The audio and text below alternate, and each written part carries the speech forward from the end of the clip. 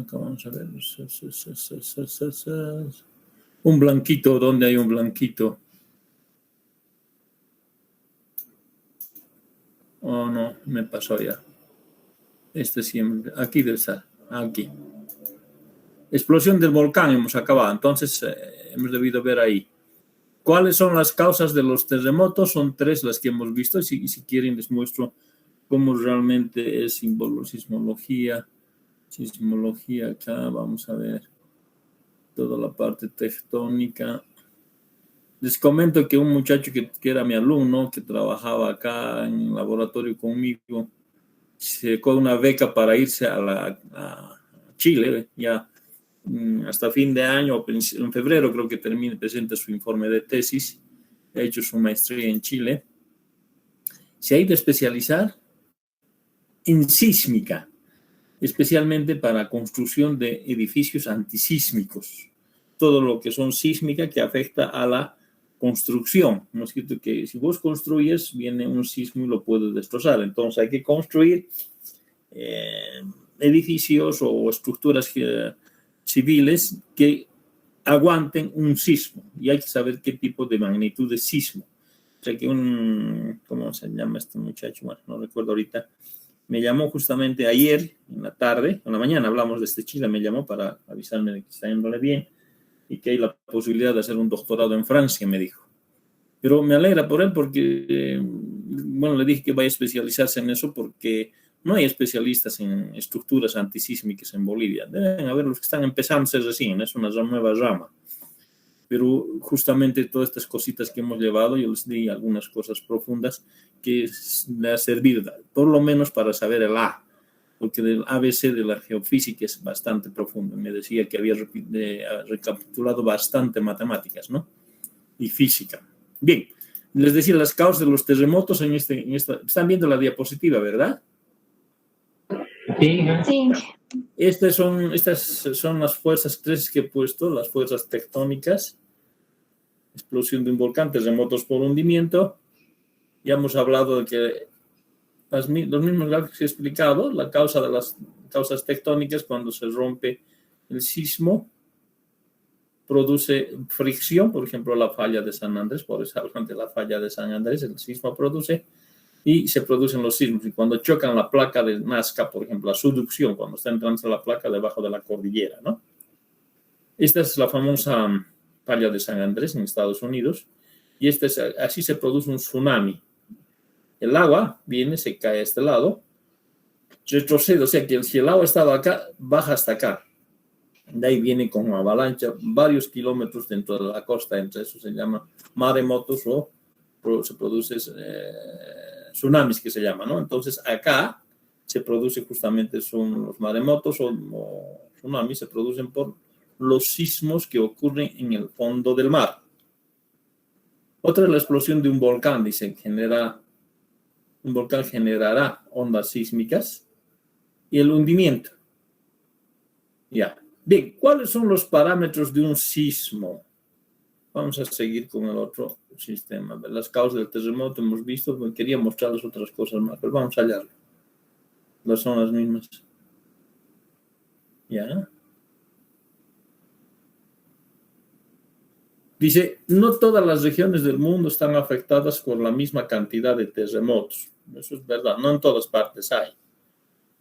En general, las regiones cerca de un margen continental activo, donde están chocando las placas, donde hay subducción, principalmente ocurre eso. Por ejemplo, la cadena volcánica del Pacífico es justamente donde está chocando toda la placa de Nazca, la placa pacífica. Ahí se producen los sismos. Esta parte de la cordillera occidental es justamente eso, ¿no? Sufren grandes cantidades e intensidades de terremotos, como la de Chile. Empieza en Chile, va por Perú, pasa hacia Centroamérica, por Estados Unidos, y se da la vuelta hacia el Japón. También hay sismos en la zona de Italia, Serbia, Croacia y el oeste de Estados Unidos, ¿no? En Italia es bastante común, ¿no?, los sismos. Hay terremotos. Bueno, la gente está acostumbrada como en Chile, ¿no? En Serbia, en Croacia, sí, también hay otro lugar que yo recuerdo que hay terremotos, es en Grecia, en el sector de Grecia, ¿no? Y sí, por Turquía. Aquí se llama cómo se puede determinar los parámetros de un sismo. Aquí está explicado. ¿Cuáles son los parámetros de un sismo? Esta es la corteza terrestre y aquí se produce el sismo. A esto que está en la profundidad se llama foco. Y lo que se siente en la superficie, acá en la superficie del suelo, se llama epicentro. El foco es la proyección vertical del epicentro, o el epicentro se proyecta en la superficie, o el foco en el epicentro, ¿no? Entonces, el sismógrafo capta acá las ondas sísmicas, ¿ya? Y aquí está una estructura que puede dañarlo, ¿no? Entonces, a esta en profundidad, por eso dicen, ha ocurrido un sismo a 300 kilómetros al noroeste del departamento X, en el lugar que se llama Aiquile, por decir. Aiquile Canchas, por decirle, ¿no? Su epicentro es ese. O sea, se ha sentido ahí en la superficie. Cuya profundidad, su foco está en una profundidad de 70, 80 kilómetros, dice, ¿no? ¿Qué es el foco o hipocentro? El foco o hipocentro de un terremoto es el lugar donde se origina el terremoto. Hay una liberación de energía que en la mayoría de los casos está en el interior de la Tierra, en la zona de roce entre placas. Ya. Y si vamos al gráfico, vamos a ver que el foco está en el interior de la Tierra, donde hay choque de placas, generalmente se dice, ¿no? El epicentro, o sea, el epicentro que está aquí en la superficie, dice, es el lugar en la superficie de la Tierra situado encima del foco. Es la proyección del hipocentro en la superficie, lo que les decía. Este es el foco, aquí se produce el sismo y se proyecta en la superficie y eso se llama epicentro. Acá, por ejemplo, está produciéndose un sismo, se está levantando este bloque y este está entrándose. Aquí es el hipocentro y el epicentro es en la superficie, como se siente, ¿no? Por ejemplo, supongamos que esto es Chile, y aquí está la placa de Nazca, está chocando, entonces se siente ahí. Nosotros estamos muy lejos, sentimos, pero por lo que es bien lejos se va perdiendo y poquito sentimos, ¿no? Acá este es un sismo que está produciendo en una ciudad. Miren, aquí se ha producido ese foco y el epicentro se ha producido en la mitad de la ciudad, digamos, y ahí se ha propagado las ondas y está destruyendo estos edificios. Generalmente, quienes destruyen son las ondas Loeb y las Rayleigh, porque las ondas B, S y P son las profundas que viajan hacia el centro de la Tierra o hasta el otro lado del mundo, ¿no? Pero las superficiales, las Loeb y las Rayleigh, son las que producen este tipo de desastres, ¿no? ¿Cómo se determina el epicentro de un sismo? Y quiero saber, ha ocurrido un sismo, pero ¿cómo sé dónde ha ocurrido? Para eso se necesitan 3 estaciones sísmicas. U observatorios. Nosotros tenemos en Bolivia un observatorio que se llama el de San Calixto, no tenemos más. Había un alguito en Tarija y más había en Cochabamba, también teníamos en la universidad, lo mantenía un sismógrafo, creo, pero ya no funciona, ya lo han dejado. El que atendía se murió, me parece. Sé que física lo tenía, pero la voz autorizada a nivel internacional y nacional es el observatorio de San Calixto. Lo manejaban los curitas, no sé si debe seguir, si sigue. Manejaba el padre Ramón Cabré. Descartes no lo he conocido, pero Ramón Cabré sí lo he conocido. Fue mi profesor de geofísica, también una parte de geofísica, ya fallecido sacerdote. Ellos atendían ahí en La Paz, en la UNSA de La Paz. Eran los docentes. Entonces, ahí, ese es el observatorio que tenemos. Supongamos que queremos determinar dónde es el epicentro, dónde se ha sentido el epicentro. O cómo determinan, digamos, qué ha ocurrido en Aiquile. Por eso dice, se ha ocurrido un sismo al norte, a 3 kilómetros al norte de la población de Aiquile en el departamento de Cochabamba, dicen, ¿no es cierto? Entonces, ocurre. Acá tenemos un observatorio que se puede llamar San Calixto, aquí tenemos de San Juan y aquí tenemos de Lima. Bueno. Entonces lo que hacen es, cuando llega la onda P, registran en el sismógrafo y después llega la onda S. Con esa llegada de la P y la S hay un delta T, es un tiempo. Entonces con ese radio se raya un radio que ha afectado el sismo. Este es mi observatorio, entonces yo calculo la distancia esa y puedo yo determinar este radio. El otro observatorio hace lo mismo, le llega la onda P, más rápido se da después la onda S y también hace otro radio. O sea, dos circunferencias ya se están cortando. El tercer observatorio también hace lo mismo y se corta, hace el círculo de la diferencia de la onda P y la onda S, que es un delta T, un tiempo que se calcula, y donde se cortan las tres circunferencias es ahí el lugar donde es el epicentro. Y el foco, bueno, después determina por sus cálculos, ¿no? Es la estación C, la estación B y la estación A.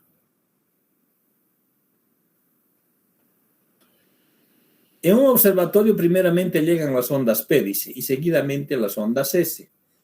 Las diferencias de las velocidades se usan en la medición de temblores y terremotos.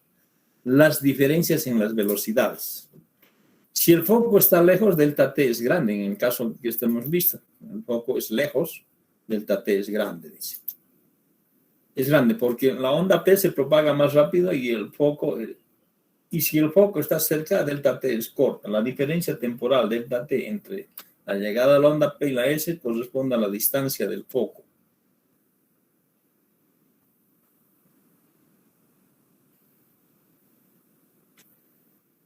El epicentro de un terremoto se determina en los observatorios que se detecta el tiempo de llegada de las ondas P y S y se propagan con diferentes velocidades. La onda P con velocidad mayor y la onda S, como les decía. En el caso del foco, dice, si el foco es lejos, delta T es grande. Porque la onda P se propaga más rápido. Y si el foco es cerca, delta T es corta. La diferencia entre la temporal delta T entre la llegada de la onda P y la delta S corresponde a la distancia del foco. O sea, se puede determinar la profundidad a la que se ha producido, ¿no?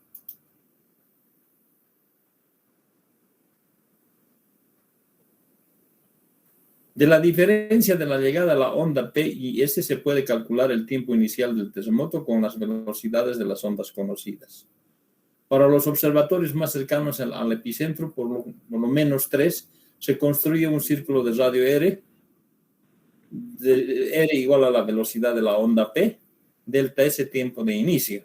3 de estos círculos se intersectan en un solo punto que es el epicentro del terremoto. Se requiere lecturas de 3 estaciones sismográficas para ubicar un epicentro.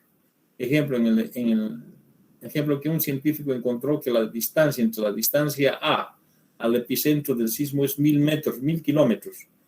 El epicentro, por lo tanto, estará en cualquier punto sobre un círculo de radio de 1000 metros. Esa es la circunferencia que hace, ¿no? El círculo. Los otros operadores dibujan círculos alrededor de las estaciones B y C sobre los mapas, usando la distancia del epicentro como radio. Las distancias al epicentro como radio. Del círculo, de la misma manera que se hizo anteriormente. El epicentro del sismo mostrado en la figura anterior es el punto donde se intersectan los 3 círculos. Es acá lo que les decía. Saca un radio, el otro radio, y donde se cortan es el epicentro. Acá, este es en Estados Unidos, ¿no? Aquí, Minneapolis, MIN, ha hecho su radio en verde de su llegada del sismo. Detroit también ha hecho lo mismo. Y después ha hecho Charleston, donde se han cortado los 3 es aproximadamente el epicentro. Localización del tiempo de arriba, dice.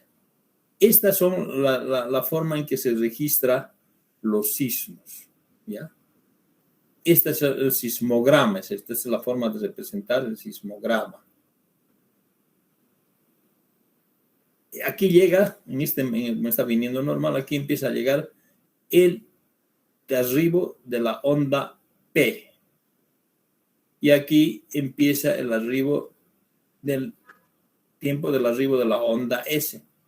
Esta es la amplitud de los sismos. Estas grandes que ya ven, esos ya son ondas LOB y las RALES, pero estas cortitas son las P y las S. P y S. P empieza P y después S empieza, ¿no? Aquí hay un otro gráfico que muestra. Aquí está. Miren, en el sismograma nosotros podemos encontrar lo siguiente. Cuando viene normalmente está el movimiento y cuando empieza el sismo, empieza a moverse, llega la onda P. Esta es la onda P. Y cuando empieza más grande el sismo es la onda S, ¿ya? Y la distancia, la diferencia entre P y S es delta T. Acá se puede ver la gráfica típica de un sismograma, dice. Viene normalmente y empieza la onda a moverse la aguja, entonces es el inicio de la onda P, y aquí cuando es más grande la amplitud, se dice que es la onda S, y finalmente cuando es así bien grande son las LOP y las Rayleigh. O sea, estas son grandes ya, las LOP y las Rayleigh. Estas son las que producen las destrucciones, en cambio estas son las profundas, ¿no? Estoy moviendo esto. ¿Qué más hay aquí? A ver, aquí. Acá se puede ver un sismograma, la llegada de la onda P. La primera onda S ha llegado acá, esto es una amplitud más grande, lo mismo, más grande, pero. Y aquí las ondas superficiales, la onda S está viniendo acá, de ahí empieza a ser más grande, entonces estas son las ondas LOP y las Rayleigh nuevamente normal. Se empieza el sismo acá, aquí, 1 minuto. Cada espacio de esto del gráfico del sismograma es 1 minuto, se calcula el tiempo, ¿no? O sea, que ha durado no sé cuánto de tiempo, habrá que calcular que es este gráfico con escala y ver qué tiempo es. Y aquí ha empezado la onda S, onda P, onda S, delta T. La diferencia de aquí a acá sería delta T. Y hasta aquí es la S, y aquí empiezan las ondas superficiales. Por eso se llama estas P y S las ondas profundas. Estos son los sismogramas que aparecen en los sismógrafos, miren. Esta es la forma que aparece el sismograma. P, S, A, L, y aquí otra vez P, y aquí es L y Rayleigh, ¿no? Sismogramas.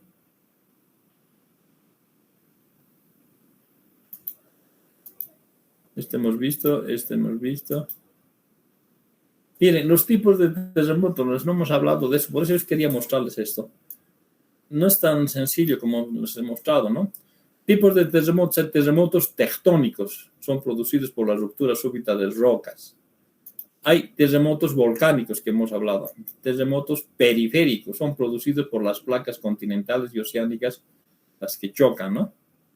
Después hay terremotos de impacto de meteoros. Ustedes han tenido que escuchar alguna vez en Discovery Channel o en alguna de esas, de esos videos de la Tierra. ¿Por qué han muerto los dinosaurios? Dicen, y están hablando de que han muerto semejantes animales, han muerto por la llegada de un meteoro, dicen, ¿no? Bueno, no está todavía confirmado eso. A lo mejor si ha llegado ese meteoro, ha roto pues la Pangea, ¿no es cierto? El supercontinente que había. A lo mejor, pero no creo, no, yo que sepa, no. Pero dicen otros que han muerto los dinosaurios porque ha llegado un meteoro. Entonces esos producen ondas sísmicas. Si caería un meteoro, por ejemplo, esa película Armagedón, si llega al mar nomás, te daría desastres en otros continentes, ¿no es cierto? Entonces, terremotos de impactos de meteoros. Después hay otro tipo de periféricos, esto hemos visto. Hay terremotos de colapso, son producidos por movimientos bruscos de rocas y tierra o hundimientos de tierra, dice. Producidos por movimientos bruscos de rocas o colapsos. Bien, ¿dónde ocurren los sismos? Ahora vamos a ver, regresemos a nuestros apuntes. Hemos visto esto.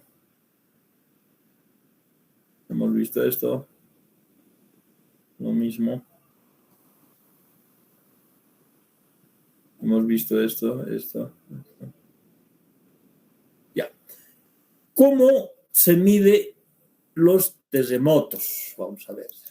Hay 2 escalas, han debido escuchar. La escala de intensidades y la escala relativa de intensidades y la escala de Mercalli. El señor Richter, el señor Giuseppe Mercalli, en el año 1902, creo, o más antes, que en 902, al ver tantos sismos, eran en 1900, miren, bueno, los equipos eran antiquísimos.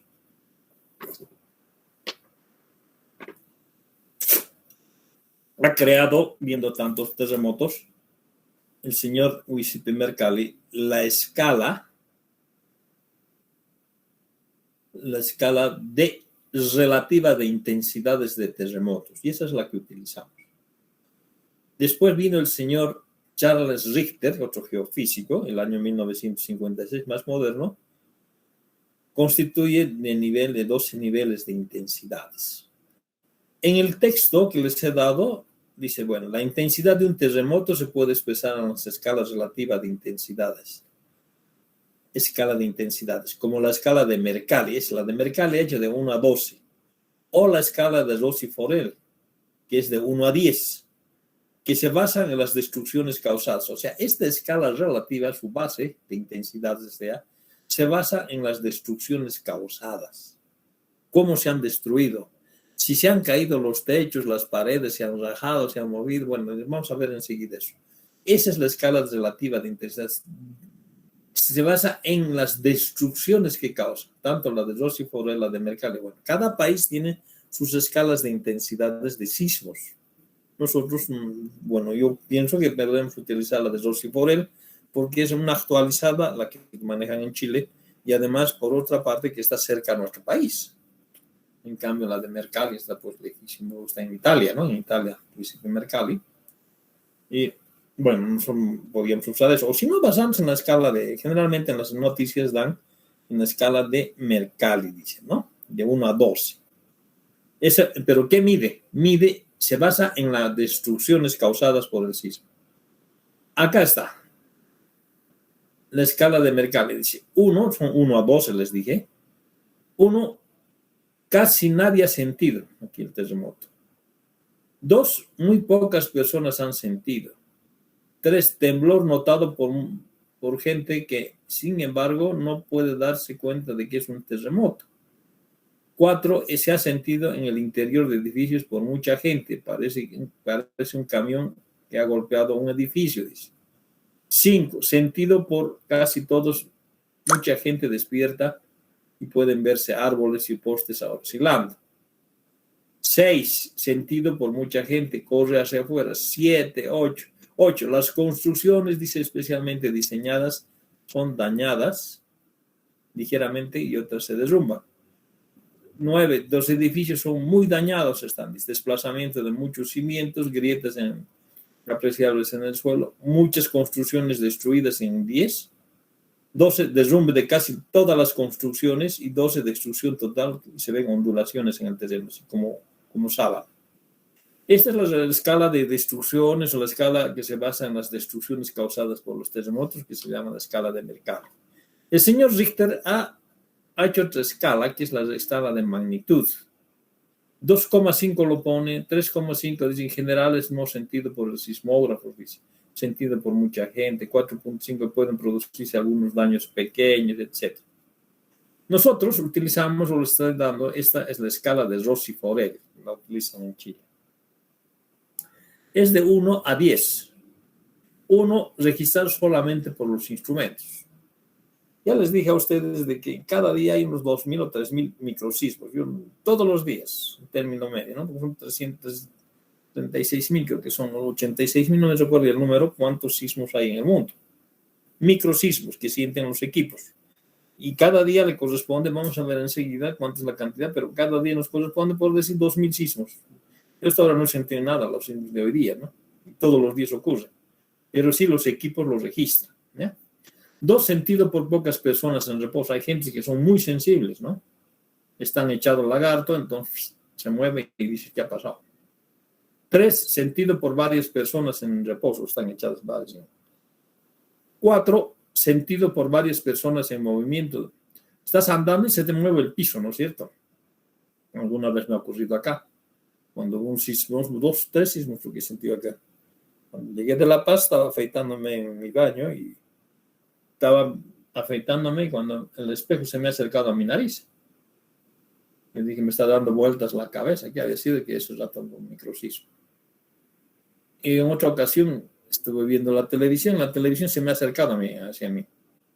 Se ha movido el piso, ¿no? Y a veces se sienta acá en el edificio.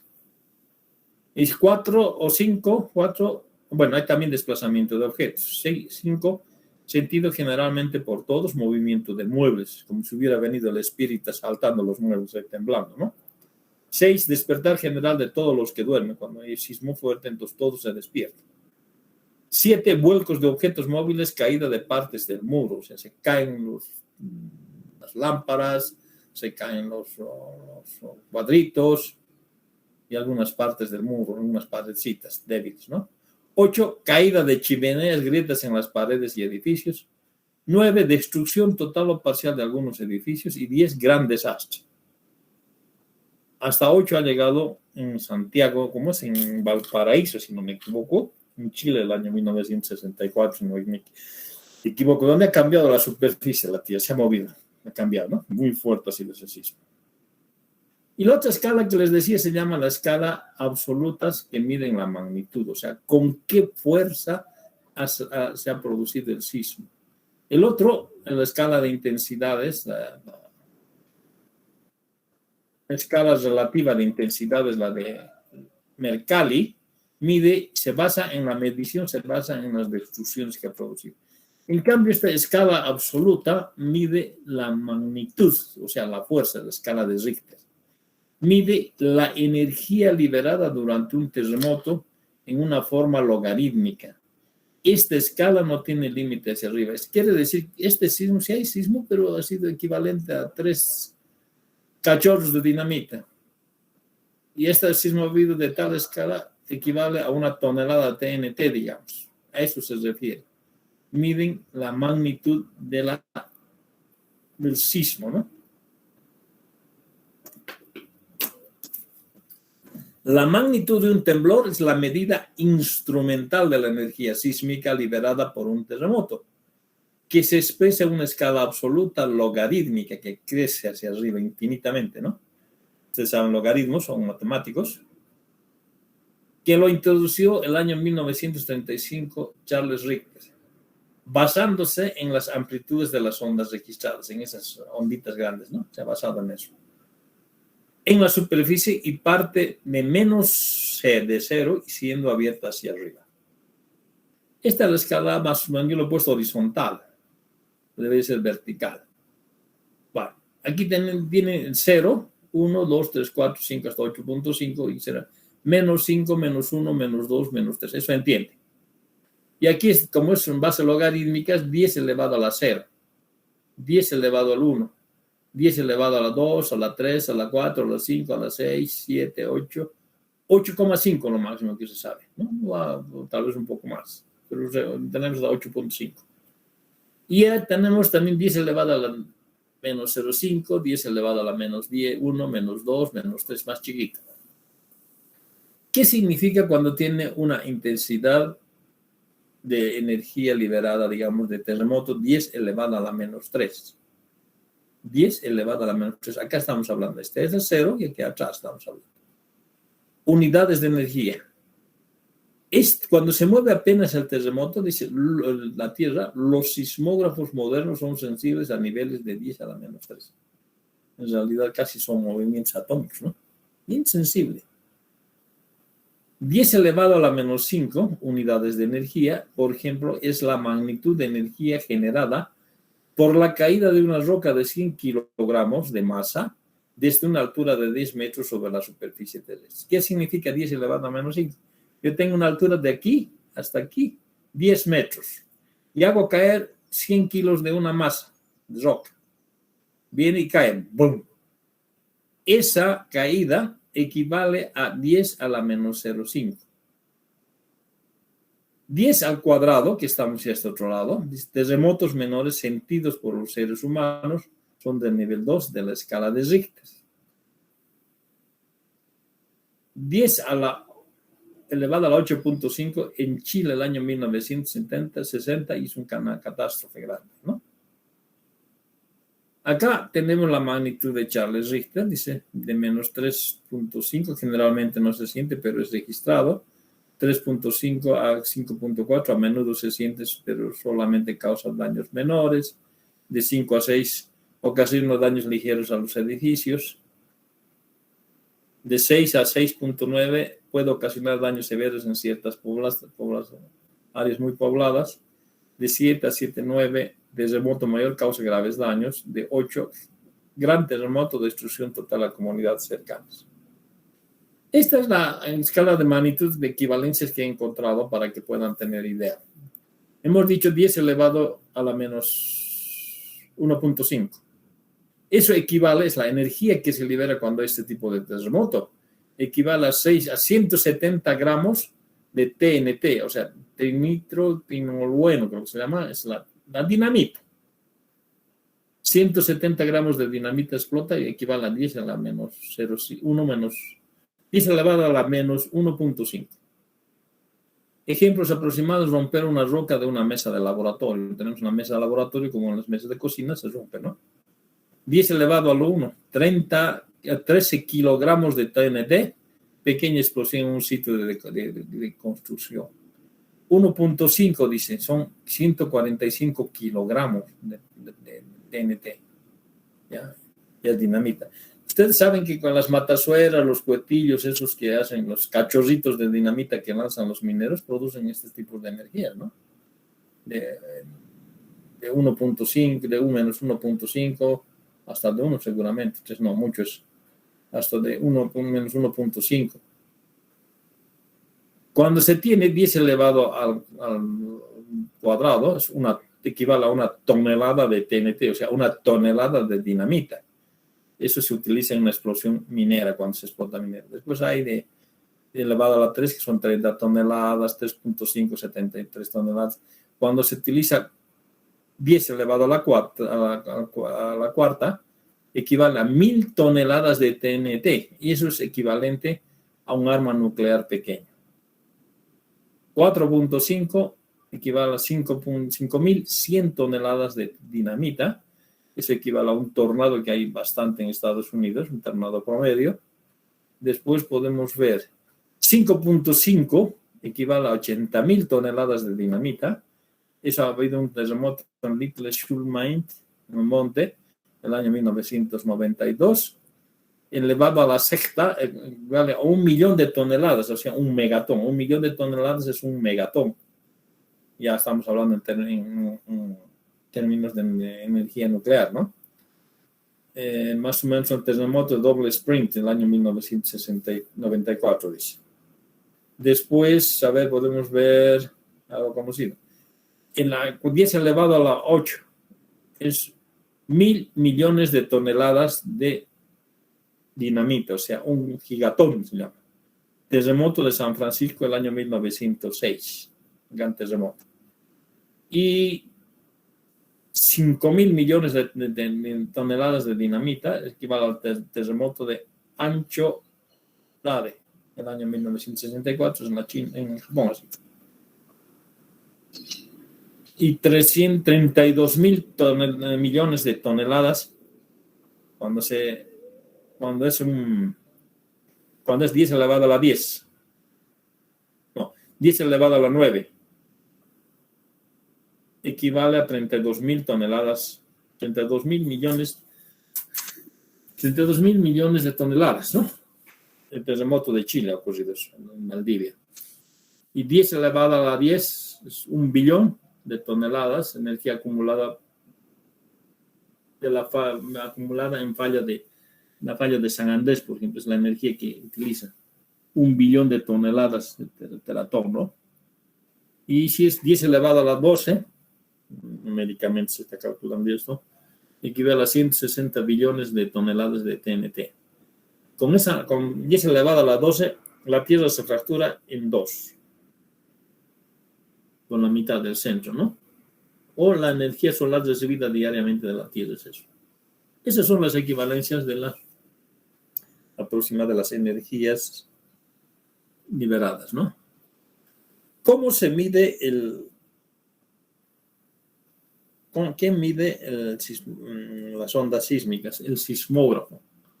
El sismógrafo registra los movimientos del suelo en dos direcciones, horizontal y en vertical. ¿Ya? Dice un sismógrafo ideal sería un instrumento situado con una base fija, la cual se ubica fuera de la Tierra, para ver si se mueve la Tierra, ¿no? De tal modo que las vibraciones generadas por un movimiento del suelo se podrían medir a través de la variación de distancia entre el instrumento sujetado en la base fija y el suelo. Teórico.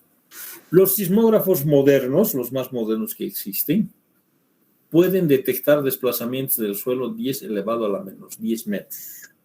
¿Se imaginan que es 10 elevado a la menos 10? Es 0.9 ceros y un 1. 10 elevado a la menos 10.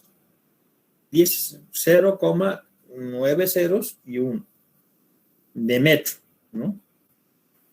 Eso detecta el sismógrafo moderno. Lo que son desplazamientos de dimensiones atómicas, es decir, el átomo se está moviendo, está vibrando, ¿no? Los electrones se están moviendo. ¿Dónde se distribuyen los terremotos? Hay una distribución de zonas sísmicas. Los sismos o terremotos, dice, se producen con más frecuencia en las zonas asociadas a actividad tectónica, o sea, donde hay choque de placas. Una de estas es el cinturón circunpacífico, que se llama, que les había mencionado. Se extiende a lo largo de Chile, Perú, América Central, una pequeña parte de la zona del Caribe, va por las Antillas, va por México, California, San Puget, Vancouver, Reina Carlota, y da la vuelta por las islas Aleutianas, Kamchatka, por el Japón, y estamos en el Pacífico, las Filipinas, Indonesia, Nueva Zelanda y otras, ¿no? Por ahí se va a dar la vuelta. Otra zona es la zona Atlántico-Alpino-Mediterránea, por el Océano Atlántico, por los Alpes, por el Mediterráneo, estamos hablando de Europa, ¿no? Incluye parte del África del Norte, aquí está, les decía, España, tiene terremotos, Italia bastante, Grecia, Turquía, Irán, norte de la India y Birmania. Esos son los países que están afectados. Dice, el hecho de que estas zonas coincidan con la mayor actividad volcánica sugiere que ambos fenómenos pueden tener la causa común.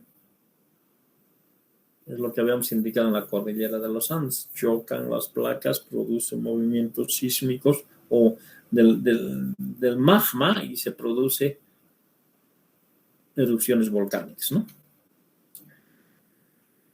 Terremotos durante un año del mundo, dice. Esta es una estadística un poquito antigua, debe estar más actualizada ahora, pero sirve de base. Destrucción casi total con una magnitud mayor a 8 de Richter. Se tiene 0.1 a 0.2 sismos al año. ¿Ya? Grandes destrucciones de una magnitud de 7, 4 microsismos, 4 sismos hay. Destrucciones serias unos 15. Destrucciones de algunos edificios unos 5, entre 6 y 6.9, 6.2 a 6.9. Destrucciones leves en edificios entre 5.5 y 6.1, o sea, magnitud de Richter. Hay unos 500 edificios que han sido dañados, 500 veces.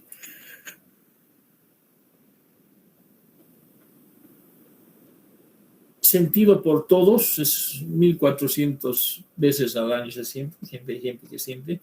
Sentido por varias personas, unos 4.800. Sentido por algunas personas sencillas, bien sensibles, 30.000 personas sienten el daño en el mundo. Y solamente es registrado por los sismógrafos, por los instrumentos, entre una intensidad, una magnitud de 2.0 a 3.4, unos 800.000 microsismos. Esto es lo que les hablaba. 800, no me acordaba la cantidad. Vamos a ver ahorita. 800.000 dividido entre 365 días al año.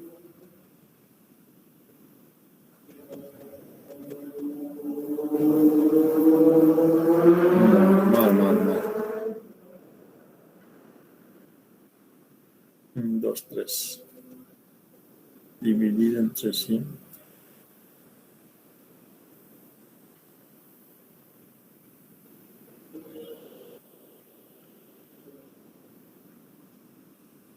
$2.200, digamos. 2.200 microsismos al día ocurren. No hemos sentido nada. Hay 2.000 microsismos que tienen que ocurrir ahora, 2.200 más o menos, ¿no? Entonces, esa es la cantidad que solamente los registran los equipos. ¿Cuáles son los terremotos más grandes del mundo? Dice, tenemos el año 1348. Uy, Sancudo, me está picando mucho aquí.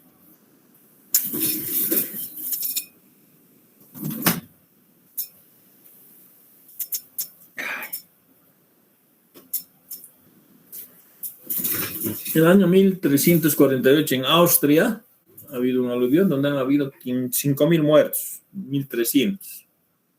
Otro terremoto grande en Alaska, el 1899. Se ha levantado la costa, dice.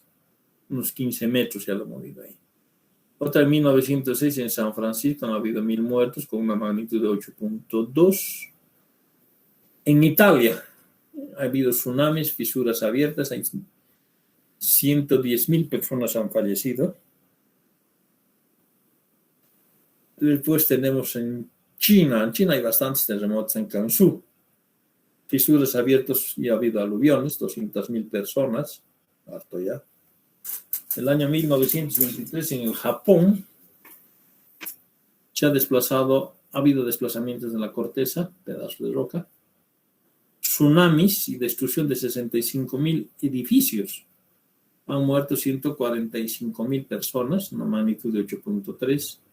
En Chile, el año 1939 ha cambiado la morfología, hay 28.000 muertos. En 1939. O sea, la superficie ha cambiado, otra clase se ha vuelto. Después, el año 1960, en Chile también, en Valdivia, ocurrió otra vez, se reactivaron los volcanes, y formaron nuevos volcanes, 4.000 muertos. En 1992, en Irán hay grandes destrucciones con 20.000 muertos. En 1976, en Guatemala ha habido desplazamientos de la corteza de más o menos 2 metros. 22.545 personas han muerto, una magnitud de 7. Y en China, en el año 1976, el 80% de las casas se han destruido. 650.000 personas, ya más de 500.000 de personas han muerto, ¿no? México también tiene grandes terremotos. Ocurren en México. Ay, zancudos me han picado ahorita.